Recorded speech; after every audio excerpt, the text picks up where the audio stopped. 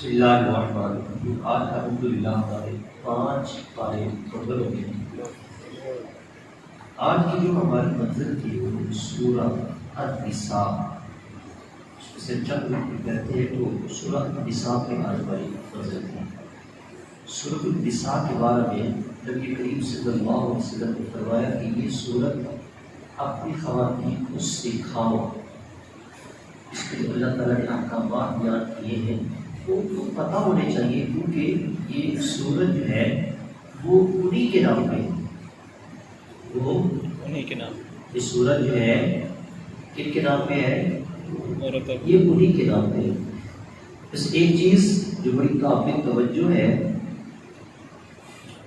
قرآن پاک میں جیسے النساء عورتوں کا ذکر ہے، اور اس نام کے ساتھ اللہ نے ایک سورت کا نام رکھا ہے۔ مردوں کے لیے اللہ تعالیٰ نے ایک خاص نام کی سورت نازل نہیں کی، جیسے النساء، ساری عورتوں کو یہ کور کرتا ہے۔ ابھی بھی اگر عورتیں کہیں کہ ہمارے تو حق کی کوئی نہیں ہے، اور ابھی بھی اگر کہیں کہ ہمیں تو اور زیادہ حق چاہیے، تو ان کی یہ کم علمی اور جہالت ہے، اور اس کے علاوہ کچھ نہیں۔ سورۃ النساء میں جو پہلا رکوع ہے وہ اللہ تعالیٰ نے 2 چیزوں پہ بیان کیا ہے۔ ایک میاں اور بیوی کے رشتے کو اللہ نے بیان کیا کہ ایک جوڑے سے ہم نے ساری انسانیت کو بنایا۔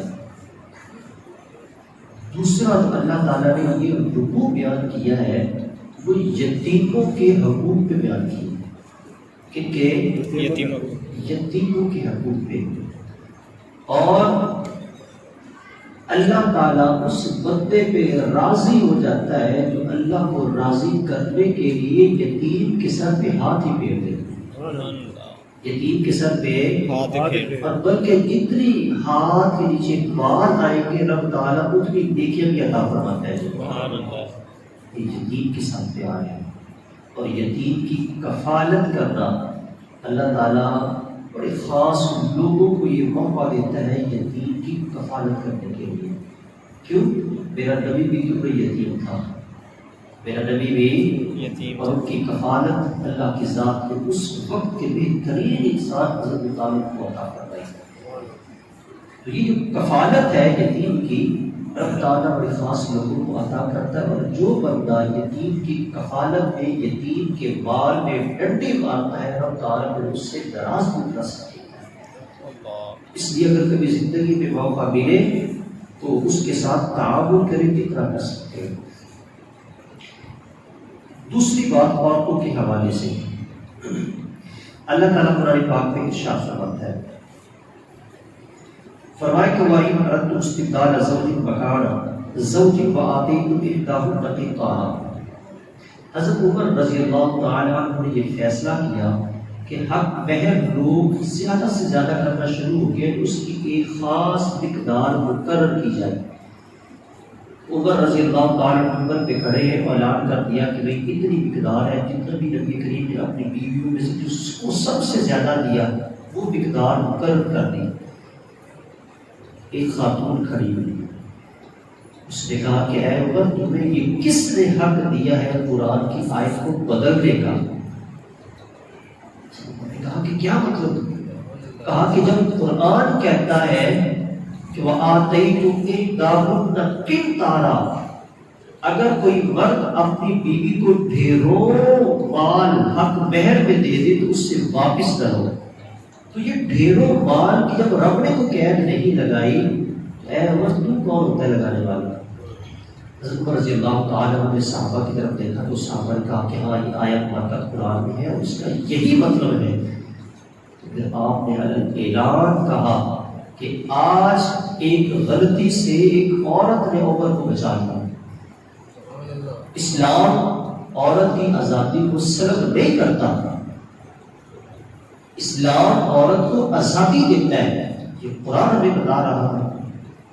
اگر آزادی نہ ہوتی تو کس کی ضرورت تھی کہ عمر کے آگے بولتے؟ حضور جب حضرت ابوبکر صدیق نے جب حضرت عمر کو منتخب کیا نا خلافت کے لیے، تو صحابہ نے کہا تھا کہ ان سے لوگ ڈرتے بڑا ہے، آپ ان کو نہ کریں۔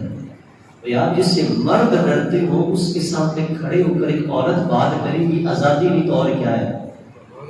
یہ صرف اور صرف مغرب کا، شیطان کا، اور وہ لوگ جو اسلام کو اسلامی رہنے نہیں دینا چاہتے ان کا پروپیگنڈا ہے۔ اس کا حل کیا ہے؟ اس کا حل یہ ہے کہ ہم اپنی خواتین کو ایجوکیٹ کریں، ان کو اسلام کی تعلیمات کے بارے میں بتائیں، ان کو ہم ایسی کتب پرووائڈ کریں کہ جس کو وہ پڑھیں اور ان کو پتہ چلے کہ اسلام ان کے لیے کہاں کا اور کیا کیا لکھا ہے، تاکہ وہ کسی کے بہکاوے میں نہ آ سکے۔ اور رب تعالیٰ نے ابھی ایک بہت پیاری آفر دی ہے تمام مسلمانوں کو۔ رب تعالیٰ ارشاد فرماتا ہے کہ ان تجتنبوا کبائر ما تنہون عنہ نکفر، اے انسان، اے مسلمان، اگر تو کبیرہ گناہوں سے بچ جائے گا، اگر تو کبیرہ گناہ، ایک سوال کا جواب دے، کبیرہ گناہوں سے بچنا مشکل ہے کہ صغیرہ سے؟ صغیرہ سے بچنا مشکل ہے۔ کبیرہ تو پتہ ہے، شراب پینا گناہ کبیرہ ہے، کسی کو قتل کرنا یہ گناہ کبیرہ ہے، ماں باپ کی نافرمانی کرنا یہ گناہ کبیرہ ہے، زیادتی کرنا گناہ کبیرہ ہے۔ گناہ کبیرہ سب کو پتہ ہے، لیکن چھوٹے گناہ جو ہم سے روزانہ پتہ نہیں کتنی ہو جاتے ہیں ہمیں پتہ نہیں ہے۔ رب کہتا ہے کہ اے بندہ خدا، اے میرے بندے، اگر تم کبیرہ گناہوں سے اپنے آپ کو بچا لے گا نا تو قیامت قریب تیرے چھوٹے چھوٹے گناہ میں معاف فرما دوں۔ سبحان اللہ، تمہارے چھوٹے چھوٹے گناہ میں معاف فرما دوں، تمہارے چھوٹے چھوٹے گناہ۔ کوئی کمپنی کا مالک یہ آفر دے سکتا ہے کہ تسی بلنڈر نہ کریو، چھوٹی چھوٹی غلطیاں معاف کر دوں گا؟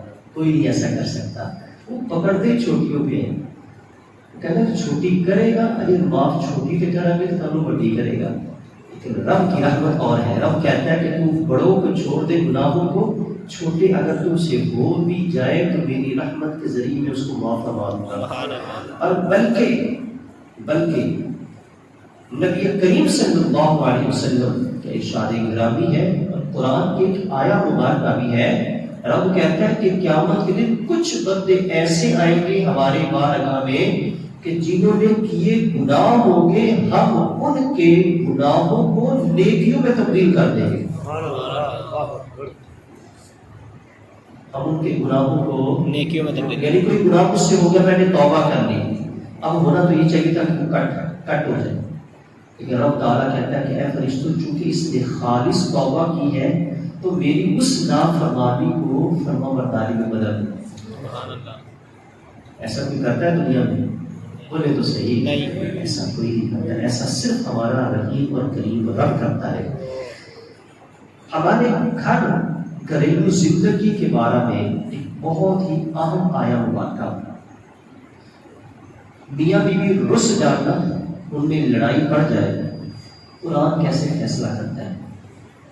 پہلے سے پنچایتوں کو فیصلہ کرواتے ہیں، آج قرآن کی کوئی کچھ نہیں ہے تو قرآن تو بتا، اگر میاں بیوی میں چکرش ہو جائے تو بتا تو صحیح کہ فیصلہ کیسے کرنا ہے؟ تو قرآن کہتا ہے کہ الرجال قوامون علی النساء، پہلی بات تو یہ ہے کہ مرد جو ہے گھر کے معاملات میں حاکم ہے، اس کی بات کو ترجیح دی جائے گی، اس کی بات کو ترجیح دی جائے گی، اس کی بات کو ترجیح دی جائے گی۔ آپ تاریخ اٹھا کے دیکھ لیں، کبھی بھی فاطمہ نے حضرت علی کی بات کا انکار کیا ہو، حالانکہ وہ نبی کی بیٹی ہے، وہ چاہتی تو اپنی بات بزور وہ زبردستی منوا سکتی تھی، لیکن ان کو پتا تھا کہ گھر کے معاملے میں نبی کی بیٹی ضرور ہوں، لیکن جب میں بیوی ہوں تو پھر اس سے افضل علی ہے، یہ قرآن کا فیصلہ ہے، تو کبھی انکار نہیں کیا بی بی فاطمہ نے۔ تو پہلی چیز تو یہ واضح ہوگی۔ دوسرا، فالصالحات قانتات حافظات للغیب بما حفظ اللہ، تین خوبیاں رب نے بیوی کی بیان کر دی، ایک تو مرد نے بیان کی ہے، کتنی؟ ایک مرد، بولے تو صحیح آ رہا ہے، بات سمجھ نہیں آ رہی، ایک مرد کی بیان کی ہے، اور عورت کی تعریفیں کتنی کی ہے؟ تین۔ ابھی بھی عورت کہے کہ سب تو اسلام نے دیتا ہی نہیں ہے، اس کی کم عقلی ہے۔ تو مرد کی ایک خوبی، رب تعالیٰ عورت کی تین خوبیاں بیان کر رہا ہے کہ فالصالحات، میری وہ بندیاں جو نیک ہیں، قانتات، فرما بردار ہیں، حافظات للغیب بما حفظ اللہ، اپنی شرم و حیا کی حفاظت کرنے والی ہے۔ یہ تین خوبیاں بیان کرنے کے بعد اب قرآن کا فیصلہ سنیں۔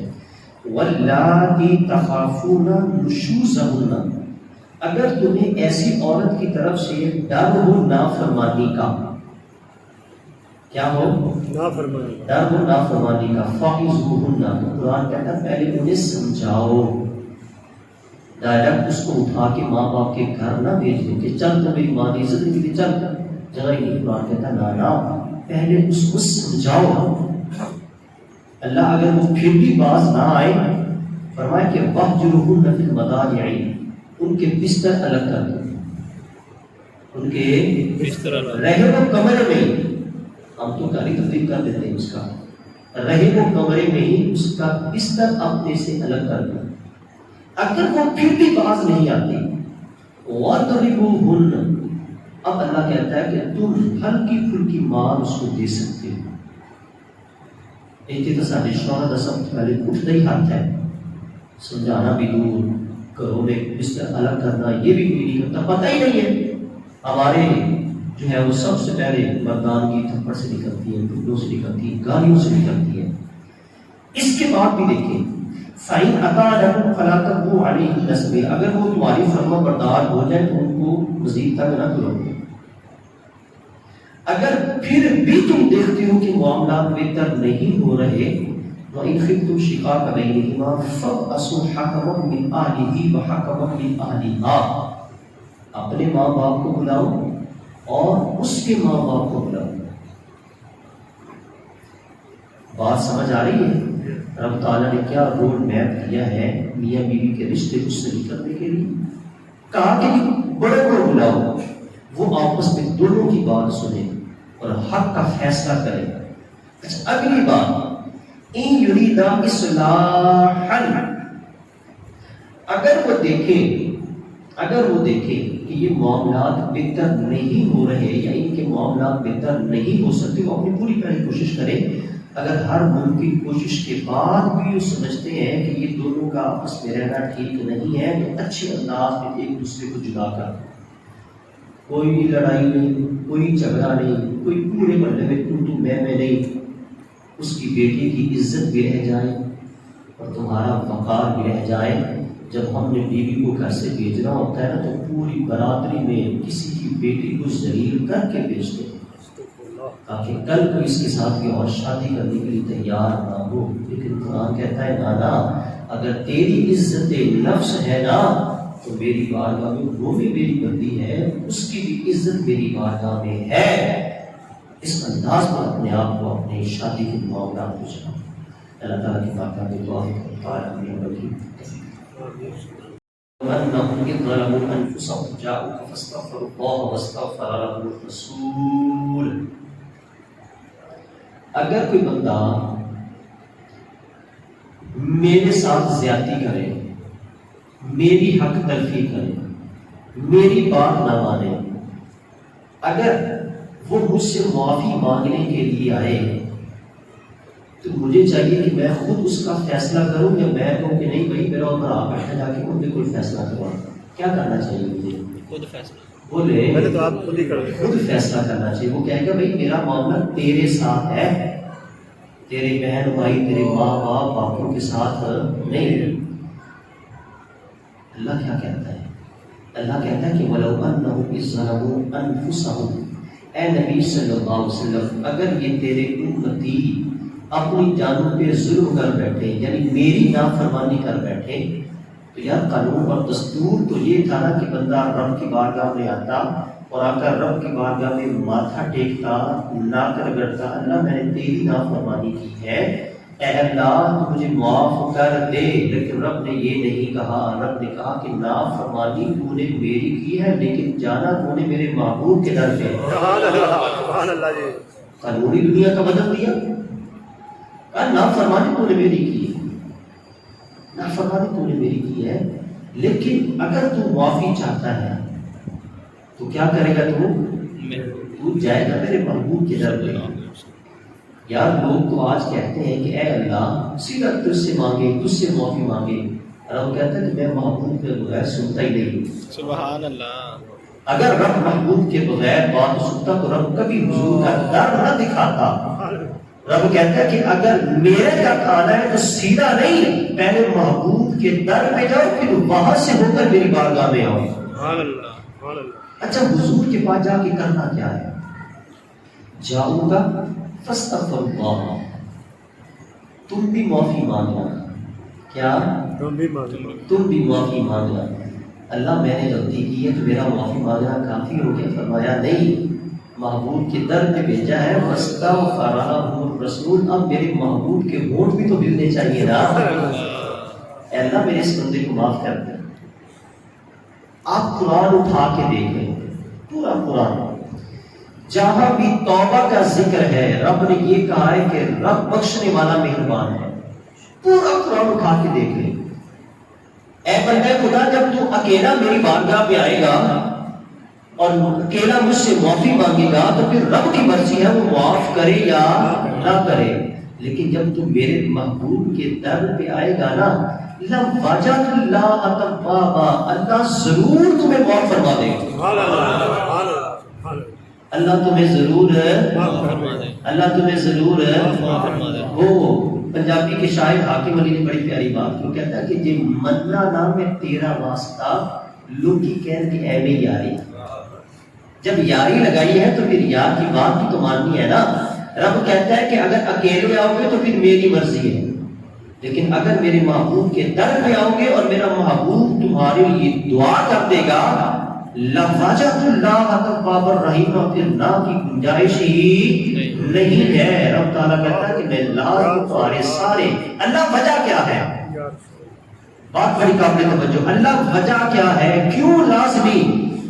رب کہتا ہے کہ جب تو اکیلا آتا ہے تو تیرے گناہ میرے سامنے ہوتے ہیں، میری رحمت فیصلہ کرے گی میں نے معاف کرنا یا نہیں کرنا. لیکن جب تو میرے محبوب کے در پہ آتا ہے تو پھر تیرے گناہ میرے سامنے نہیں ہوتے، میرے محبوب کا چہرہ میرے سامنے ہوتا ہے. پھر تو میرے سامنے نہیں ہوتا، تیرے گناہ تو بالکل حیثیت ہی نہیں ہے. پھر یار کا چہرہ سامنے ہوتا ہے، یار کی زبان ہلتی ہے تو فرشتوں سے کہتا ہے کہ فرشتوں دیر نہ کریو، جلدی کرو میرے اس بندے کو معاف فرما دو. سارے کھاتے معاف فرما دو. یہ اللہ کی بارگاہ میں ہے اور رب اپنے محبوب کے ذریعے سے جلدی مانتا ہے. جو وسیلے کا آج لے ان کی پناہ، اعلیٰ حضرت بڑی سنی بات ہے، کہا کہ آج لے ان کی پناہ، آج مدد مانگ ان سے، کل نہ مانیں گے قیامت میں اگر تو مان گیا. جب ساری کائنات حضور کے در پہ اکٹھی ہوگی اور سارے نبی حضور کے چہرہ اقدس کی طرف دیکھ رہے ہوں گے، سارے نبی، اس وقت اگر دیکھ کر تو مان بھی گیا نا تو اللہ کہتا ہے مجھے اس کا کوئی فائدہ نہیں. اگر ماننا ہے تو آج زندگی میں رہ کر میرے نبی کی پناہ لائے، آج مان، وگرنہ قیامت کے دن کوئی فائدہ نہیں. اللہ تعالیٰ